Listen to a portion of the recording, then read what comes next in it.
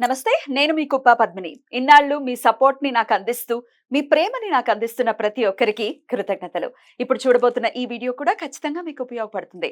Like, share and subscribe చేసి మీ ఇష్టాన్ని, అలాగే మీ సపోర్ట్‌ని నాకందించండి. అలాగే ఈ వీడియో పట్ల మీ అభిప్రాయాన్ని కామెంట్ సెక్షన్‌లో కామెంట్ చేసి నాకు తెలియజేయండి. నమస్తే. నమస్తే. Welcome to our channel. నేను కుప్ప పద్మిని. ప్రస్తుతం మనతో పాటు ప్రముఖ ఆధ్యాత్మికవేత్త, ప్రముఖ ఆస్ట్రాలజర్ అండ్ న్యూమరాలజిస్ట్ శ్రీమతి తనిష్క గారు మనతో పాటు ఉన్నారు. మాట్లాడదాం. మేడం నమస్తే మేడం. నమస్తే అమ్మా. మేడం ఎవరి జన్మ జాతకంలోనైనా వక్రించి ఒకవేళ గ్రహాలు ఉంటే ఎట్లాంటి ఫలితాలను ఇస్తాయి అనేది మీ ద్వారా తెలుసుకోవాలనుకుంటున్నాను. చాలా అక్యురేట్ గా చెప్తూ ఉంటారు మీరు. అవును. అయితే ఏ గ్రహం అయినా, అది గురు గ్రహం అయినా, గురువు అయితే చాలా మంచి గ్రహం కాబట్టి అవును. వక్రించినా పర్వాలేదు అనేది వింటుంటాం. నిజమేనా? అసలు ఏ గ్రహమైనా వక్రిస్తే ఎట్లాంటి ఫలితాలు ఉంటాయి? ఓకే అమ్మా. అంటే వగ్రం అనేటప్పుడు ఫస్ట్ జనులకు వగ్రం అంటే ఏంది అనేది కూడా తెలియాలి కదా. సో ఆ విషయం వచ్చేసరికి వగ్రం అంటే ఇప్పుడు అంటే మనకు సూర్యుడి దగ్గర వచ్చిన ప్రతి గ్రహాలు ఆ కిరణాలు తీసుకుని అది తిరుగుతూ ఉంటాయి. బట్ ఇక్కడ పవర్ రావాలి అంటే ఎవరు కావాలి? సూర్యుడు కావాలి. సో కొన్ని ఇప్పుడు సూర్యుడు ఎప్పుడు వగ్రం కాదు, చంద్రుడు కూడా వగ్రం కాదు. ఇది విషయం చాలా మందికి తెలియదు. బట్ అయితే ఇంకో విషయం ఏంటంటే రాహు కేతులు కూడా వగ్రం అయితే చూసి ఉంటారు. ఎప్పుడు వక్రంలోనే ఉంటారు. మాక్సిమం వాళ్ళది ఏంటంటే అలా ఉంటారు. కానీ కొన్ని జాతకాల్లో చాలా పవర్ఫుల్ గా వగ్రం అయ్యారని కనిపిస్తాయి చక్రంలో. సరే ఇవన్నీ కూడా ఎందుకంటే కొంతమంది నమ్మరు ఇవన్నీ ఎట్లా వగ్రం అయితే, ఆల్రెడీ వాళ్ళు రిటర్నే కదా తిరుగుతున్నారు అట్లా అని అంటారు. కానీ సూర్యుడికి దూరంగా ఉన్నప్పుడు వీళ్ళు పుట్టినప్పుడు ఏమైతుందంటే ఆ గ్రహాలు ఆ కిరణాల మీద పడకున్నప్పుడు వగ్రం అవుతుంది.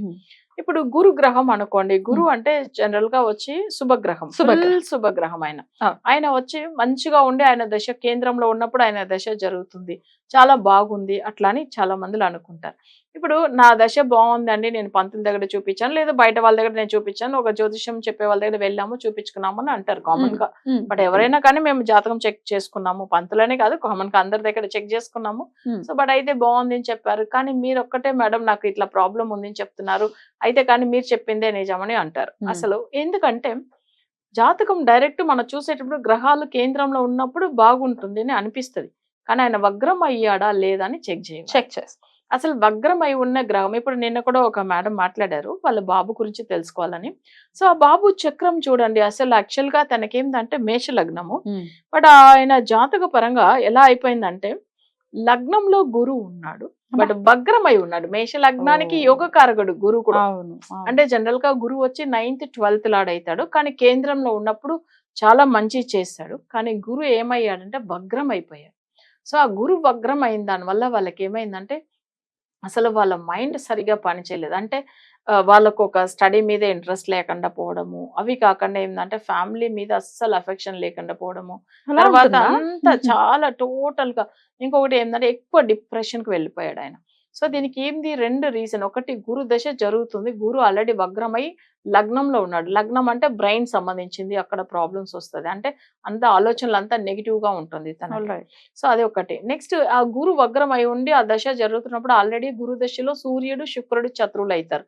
బట్ ఆ పంచమ స్థానం ఏంది? మైండ్ సంబంధించింది. అప్పుడు ఏమైతుంది, మన మనసు సంబంధించింది, మన మెదడు సంబంధించింది, రెండు బాగుంటేనే ఒక మనిషి నార్మల్ గా ఉంటాడు. బట్ ఇక్కడ ఆ దశలు చూడండి, గురు దశ జరిగినప్పుడు ఇంత తెలివి లేకుండా ఉంటారా, లేదు ఇలాంటి పనులు ఎందుకు చేస్తారు అని అనిపిస్తుంది. అంటే అబ్బాయి అసలు అనవసరమైన ఖర్చు పెట్టడము, తర్వాత ఏమైందంటే అసలు తను ఏం చేసినా తనకి అర్థం కాలేదు, ఏం ఖర్చు పెట్టారని ఇంట్లో కూడా చెప్పకుండా పోవడం, ప్లస్ దేని వల్ల ఇంత సఫర్ అవుతున్నారని కూడా ఏ విషయమైనా ఇంట్లో వాళ్ళు షేర్ చేసుకుంటేనే పేరెంట్స్ కు తెలుస్తుంది. కరెక్ట్. కానీ ఇక్కడ ఏమైతుంది, తనకు అవి కూడా చెప్పాలని కూడా అనిపించలేదు. ఎందుకంటే తను ఏమో తప్పు చేసినట్టుగా ఫీల్ అవుతున్నారు. కానీ నిజంగా చెప్పాలంటే తనకు ఆ గ్రహాలు ఆ దశ బాగాలేనప్పుడు అంతా సఫర్ అవుతున్నారు తను.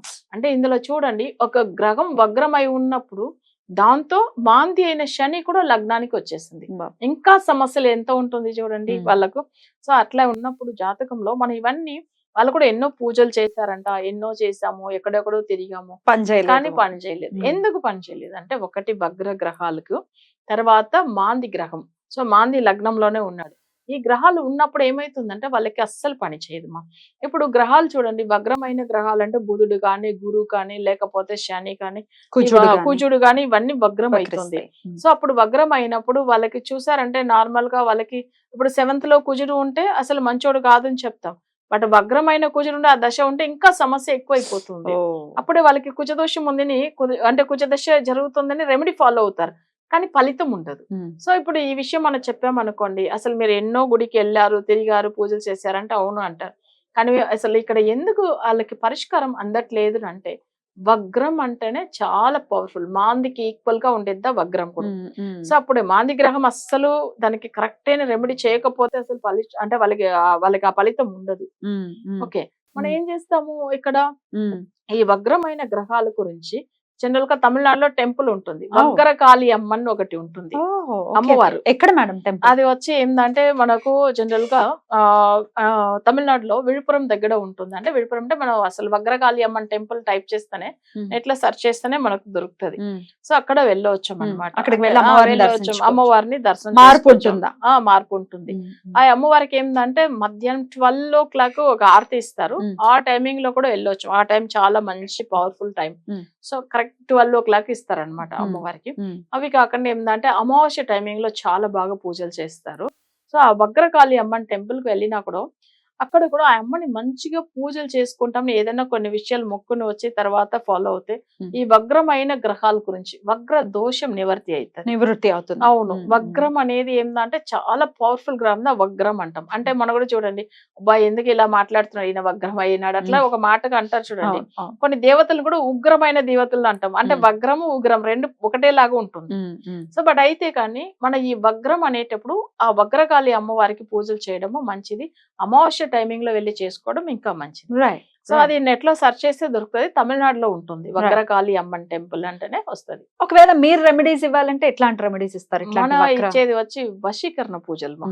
ఈ వక్ర గ్రహాలకు కూడా ఇట్లా, ఎందుకంటే కంట్రోల్ కాదు. లేకపోతే మీరు నార్మల్ గా ఇప్పుడు చాలా మంది చూడండి, ఇప్పుడు గురు వగ్రము డైరెక్ట్ గురుకి వెళ్ళి పూజ చేస్తే ఇంకా సమస్యలు ఎక్కువ అవుతుంది, చేయకూడదు. ఇప్పుడు శని మాంది గ్రహం అదే లగ్నంలోనే ఉంది వాళ్ళకి. సో డైరెక్ట్ శనికి వెళ్ళి చాలా మంది చూడండి, శనికి వెళ్ళి పూజలు చేసుకుంటే ఉంటారు, అభిషేకం చేస్తామంటారు. అందరికి శని అసలు పూజలు చేసిన సమస్యలు ఎక్కువ అవుతూ ఉంటుంది. కొంతమందికి శనికి వెళ్ళి అసలు తైలాభిషేకము, ఆయనకు వచ్చి నువ్వులతో అర్చన, లేకపోతే నువ్వులతో కూడా అభిషేకం చేస్తారు, అన్ని చేస్తారు.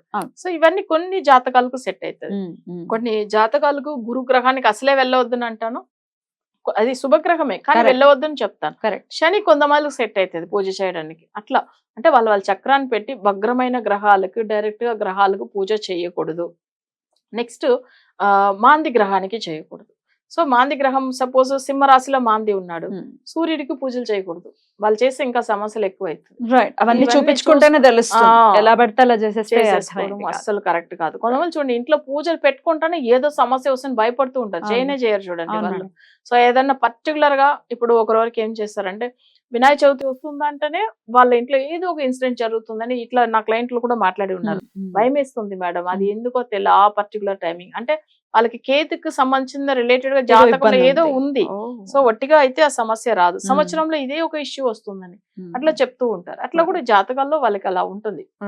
అవన్నీ చూపించుకుంటేనే మాత్రమే తెలుసు. అవునమ్మా. వక్ర గ్రహాలు ఎట్లాంటి రిజల్ట్స్ ఇస్తాయి? మామూలుగా స్తంభన కూడా జరుగుతూ ఉంటుంది కొన్ని. స్తంభించిపోయి ఉన్నటువంటి పరిస్థితి జన్మ జాతకంలో తెలుస్తుందా? ఈ గ్రహం స్తంభించిపోయి ఉంది తెలుస్తుంది. ఓకే, దానికి కూడా అంతే రెమెడీస్ ఫాలో కావాలి. ఎందుకంటే నేను చెప్తూ ఉంటాను, మనకు ఒక విషయం చూడండి, మన ఊరికే ఇప్పుడు మీరు జస్ట్ ఇక్కడ వెళ్ళి ఈ గ్రహాలకు పూజ చేయండి, ఆ గ్రహాలకు పూజ చేయండి, అవన్నీ యూస్ లేదు. ఎందుకు లేదు అంటే వాళ్ళకి సమస్య లేకపోతే వెళ్ళవచ్చు. అంటే నార్మల్ గా దోషం ఉన్నప్పుడు సపోజ్ రాగు దశ జరుగుతుంది, సో రాగు వగ్రం కాలేదు, ఓకే నార్మల్ గా ఉన్నాడు. కానీ అదే రాగు దశ జరుగుతున్నప్పుడు ఇంత ముందుగా ఒకరిది ప్రోగ్రామ్ లో కూడా మనం మాట్లాడాము, ఆయనకు అప్పుల విషయంలో బాధల్లో ఉన్నాడు. కానీ ఎందుకు అంటే అక్కడ కుజుడు నెగిటివ్ మాంది గ్రహం అయ్యాడు అన్నారు. అప్పుడు రాగు దశ జరుగుతుంది, రాగుకు పూజలు చేసుకోండి అని చెప్పేస్తాం. కానీ అప్పుల విషయం సాల్వ్ అవుతుందంటే కాదు. అందుకే వశీకరణం చేయివాలి. సేమ్ అలానే వగ్ర గ్రహాలు కూడా వాళ్ళకి ఏంటంటే నడుస్తున్న దశ రీతిగా వాళ్ళు ఒకవేళ వగ్రమై ఉన్న గ్రహానికి డైరెక్ట్ పూజలు చేయకూడదు.